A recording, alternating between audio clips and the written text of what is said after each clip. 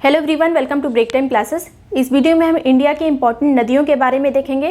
तो पहले हमने गंगा नदी तंत्र और ब्रह्मपुत्र नदी तंत्र पिछले वीडियो में पढ़ लिया था। अगर आप उसको देखना चाहें तो पिछले वीडियोस में जाके दे सकते हैं। मोस्ट इंपॉर्टेंट टॉपिक की प्लेलिस्ट है, उसी में आपको मिल जाएगा। लेकिन यहाँ पे भी ये चीज़ें कवर करेंगे। पहले हम सिंधु नदी तंत्र के बारे में देख लेते हैं, उसके बाद प्रायद्वीपीय नदी तंत्र के बारे में भी इसी वीडियो में देखेंगे। अगर आप डायरेक्ट किसी टॉपिक पर पहुँचना चाहते हैं तो वीडियो के नीचे आपको टाइम स्टैम्प दिया होगा, वहाँ से जाकर डायरेक्ट पहुँच सकते हैं किसी भी टॉपिक पे। तो सबसे पहले सिंधु नदी तंत्र के बारे में देखते हैं, कहाँ से निकलती है। ये है तिब्बत वाला एरिया, ये है तिब्बत, ये है नेपाल। और तिब्बत से कौन कौन सी नदियाँ आती हैं सबसे पहले ये देखिए। तो तिब्बत से दो नदी आती है, यहाँ पे एक नदी ये है। पहली नदी है जो तिब्बत से आती है वो है सिंधु नदी। सिंधु नदी कहाँ से निकलती है तो कैलाश रेंज जो है, कैलाश रेंज में एक हिमनद है जिसका नाम है सानो ख्याबाव, या फिर इसे बोखरचू के नाम से भी जानते हैं, बोखरचू। तो मानसरोवर झील के पास एक हिमनद है, वहीं से निकलती है सिंधु नदी। कहाँ पे प्रवेश करती है तो ये लद्दाख वाला एरिया है हमारा, यहाँ पे ये इंडिया में प्रवेश करती है। अब ये किस किस श्रेणियों के बीच से होकर बहती है तो यहाँ पे है लद्दाख श्रेणी, यहाँ पे है जास्कर श्रेणी। तो पूछा जाए भारत में किन दो श्रेणियों के बीच से सिंधु नदी या इंडस रिवर बहती है तो यहाँ पे लद्दाख श्रेणी और जास्कर श्रेणी के बीच से बहती है। जब ये इंडिया में प्रवेश करती है तो ये केवल एक ज़िले से होकर बहती है, लद्दाख के कौन सा ज़िला, लेह ज़िला। लेह ज़िला से होकर बहती है। उसके बाद ये चली जाती है पाकिस्तान में, पाकिस्तान में आके यहाँ पे अरब सागर में गिर जाती है, पाकिस्तान में ही। तो अगर हमें जो पढ़ना है चीज़ें वो सिंधु की जितनी सहायक नदियाँ हैं उन्हीं के बारे में पढ़ना है। यही सब चीज़ें एग्जाम में पूछी जाती हैं। एक तो नदी हो गई सिंधु जो कि इंडिया के बाहर से आती है, दूसरी नदी है सतलज, ये है सतलज जो कि कहाँ से निकलती है। यहाँ पर एक झील है जिसका नाम है राकस ताल। राकस ताल कहाँ पे है, तिब्बत में। तो दो नदी आ रही है इंडिया के बाहर से, पहली तो हो गई सिंधु नदी, दूसरी होगी सतलज नदी। ये चीज़ें क्लियर हो गई। अब हम देखेंगे उत्तर से लेके दक्षिण तक नदियों का क्रम। तो सबसे पहली जो नदी हो गई वो है सिंधु नदी, दूसरी नदी यहाँ पर झेलम नदी, फिर तीसरी नदी है चेनाब नदी, चौथी नदी है रावी नदी, पाँचवीं है ब्यास नदी, फिर है सतलज नदी। तो अगर जो पंचनद जो कहा जाता है, जो पंजाब में बहती हैं पांचों नदियाँ, वो यही है झेलम, चेनाब, रावी, सतलज, ब्यास। रावी, ब्यास, सतलज, यही क्रम, यही याद रखिएगा। झेलम, चेनाब, रावी, ब्यास, सतलज, झेलम, चेनाब, रावी, ब्यास, सतलज। तो सबसे पहली नदी देखते हैं झेलम नदी। झेलम नदी, यहाँ पे जितनी नदियाँ हैं ये सभी चेनाब में आके मिलेंगी, ये चीज़ याद रखिएगा। और चेनाब जो लास्ट में जाके डायरेक्टली मिलती है इंडस रिवर से, सिंधु नदी से। तो चेनाब में ही सबको पहले मिलाना है। तो चेनाब ये नदी है, कहाँ से निकलती है चेनाब नदी, हिमाचल प्रदेश में। हिमाचल प्रदेश में दो नदियों के संगम से बनती है। ये दोनों नदियाँ कौन सी है, एक है चंद्र नदी, दूसरी है भागा नदी। तो चेनाब नदी हिमाचल प्रदेश से निकलती है। उसके बाद आके पाकिस्तान में किस नदी से मिलती है डायरेक्टली, सिंधु नदी से। यूपीएससी में ये क्वेश्चन पूछा जा चुका है कि कौन सी नदी डायरेक्टली जो है मिलती है इंडस रिवर से, सिंधु नदी से। तो यही नदी है कौन सी, चेनाब नदी। जो पंचनद है उनमें से केवल चेनाब जो है वो डायरेक्टली मिलती है सिंधु नदी से, बाकी सभी नदियाँ चेनाब में आके मिलती है। तो अगर पूछा जाए सबसे लंबी ट्रिब्यूटरी कौन सी है, सबसे बड़ी ट्रिब्यूटरी कौन सी है सिंधु नदी की, तो यही है चेनाब नदी। अब चेनाब में जो सबसे पहले नदी में आके मिलती है वो कौन सी है, झेलम नदी। ये है झेलम नदी आ रही है, पहले यहाँ से चलती है। कौन सी झील है ये, वेरी नाग झील, वेरी नाग झील। उसके बाद ये आगे बढ़ती है तो इसको एक और झील मिलती है, झील का नाम क्या है, वुलर झील। तो झेलम नदी वेरी नाग से निकलती है, रास्ते में इसको वुलर झील भी क्रॉस करती हुई जाती है। उसके बाद ये थोड़ी दूर में यहाँ पे भारत और पाकिस्तान की सीमा भी बनाती है। उसके बाद आके चेनाब में मिल जाती है, यह चेनाब नदी में आके मिल जाती है। तो सबसे पहली नदी जो चेनाब में मिली कौन सी है, झेलम नदी। पाकिस्तान में ही सारी नदियाँ चेनाब से मिलेंगी। उसके बाद जो अगली नदी है चेनाब में मिलने वाली वो कौन सी नदी है, रावी नदी। ये चेनाब जा रही है, ये झेलम आई थी, अब ये है रावी नदी। रावी नदी कहाँ से निकलती है तो ये हिमाचल प्रदेश से निकलती है। हिमाचल प्रदेश में रोहतांग दर्रे से, रोहतांग। तो रोहतांग दर्रा कहाँ पे है, हिमाचल प्रदेश में, और वहीं से निकलती है रावी नदी। ये रावी नदी आई और पाकिस्तान में आके चेनाब से मिल गई। और अंतिम रूप से चेनाब किससे मिली है, इंडस रिवर से। अब तो रावी तक की बात हो गई। अब जो अगली नदी है वो कौन सी है, व्यास। तो व्यास जो है ये केवल, अगर पंचनद की बात करें, पंचनद किसे कहते हैं, झेलम, यहाँ पे उसके बाद चेनाब, रावी, व्यास, सतलज। तो केवल व्यास नदी है जो केवल भारत में बहती है, बाकी जितनी नदियाँ हैं सब भारत और पाकिस्तान दोनों की नदियाँ हैं। व्यास नदी किसकी सहायक नदी है तो सतलज की। व्यास नदी जो है यहाँ से निकलती, कहाँ से, व्यास कुंड से। व्यास कुंड कहाँ पर है? तो ये हिमाचल प्रदेश में है, जहाँ पे ये रोहतांग दर्रा है उसी के पास ही है ये कुंड। और यहाँ पे दोनों नदियाँ रावी और व्यास लगभग पास पास से ही निकलती है। व्यास निकलती है व्यास कुंड से, उसके बाद आके सतलज में मिल जाती है पंजाब में।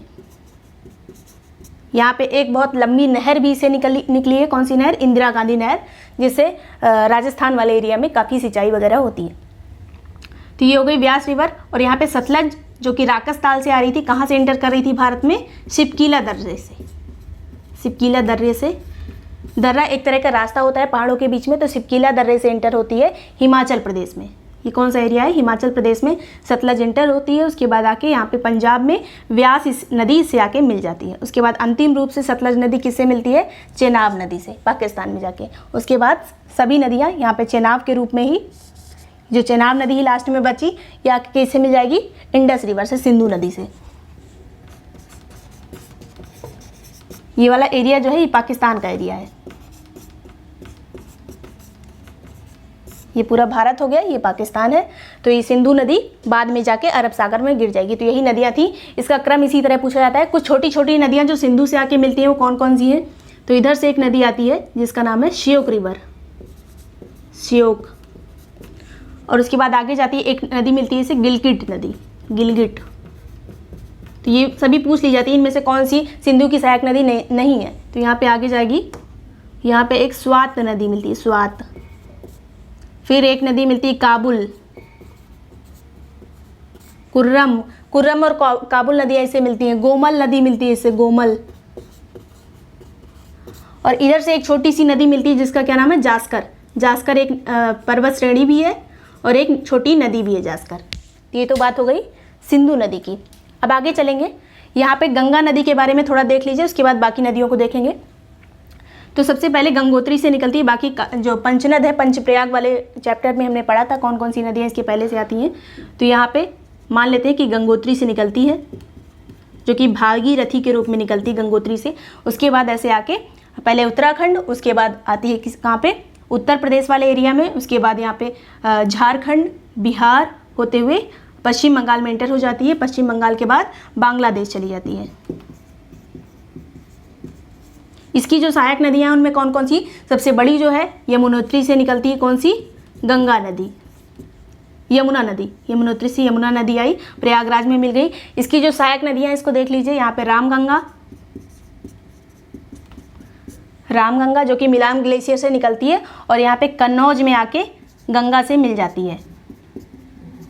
उसके बाद दूसरी नदी जो पीलीभीत से निकलती है, फुलहर झील से। कौन सी नदी? गोमती नदी। गोमती नदी किससे मिल जाती है? यहाँ पे ये तो प्रयागराज हो गया, जहाँ पे कौन सी मिल रही थी?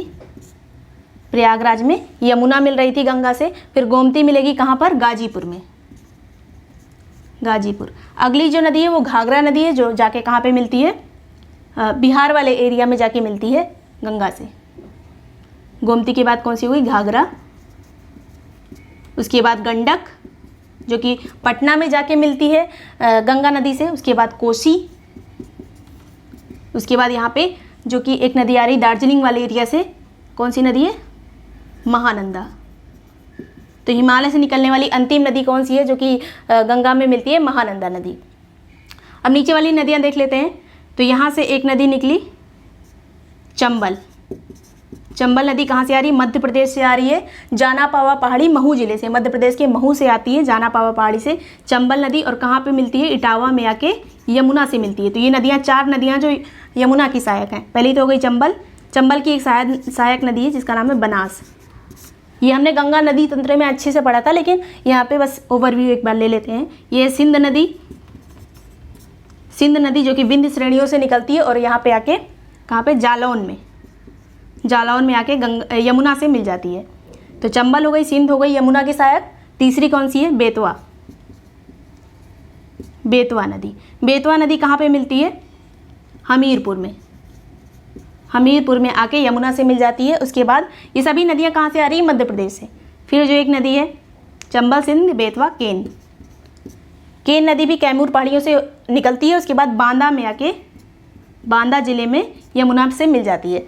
फिर जो एक नदी है जो डायरेक्टली, ये तो हो गई यमुना की सहायक। अब गंगा की सहायक एक नदी है जो कि है सोन नदी। सोन की एक सहायक नदी है रिहंद नदी, याद रखिएगा रिहंद। सोन नदी भी आती है कहाँ से, जो अमरकंटक की पहाड़ियाँ हैं वहाँ से निकलती है, उसके बाद आके डायरेक्टली गंगा में मिल जाती है। ये मिलती है यहाँ पर पटना वाले एरिया में। तो ये हो गई सभी नदियाँ जो गंगा की सहायक थी। ये चीज़ें इंपॉर्टेंट है, ऐसे ही याद कर लीजिएगा। दोनों नदी तंत्र काफ़ी इंपॉर्टेंट है। ब्रह्मपुत्र तो हमने अलग से पढ़ा था क्योंकि काफ़ी छोटी छोटी नदियाँ हैं, उसे आप देख सकते हैं वीडियो में। तो अब देखेंगे यहाँ पे प्रायद्वीपीय भारत की जितनी नदियाँ हैं उसके बारे में। यहाँ पे एक नदी है जो हमें यहीं पे देख लेनी है, एक है लूनी रिवर। लूनी नदी जो कि कहाँ से निकलती है, राजस्थान में अजमेर ज़िले से निकलती है, अरावली श्रेणियों से, और उसके बाद आके कच्छ के रण, ये है कच्छ का रण,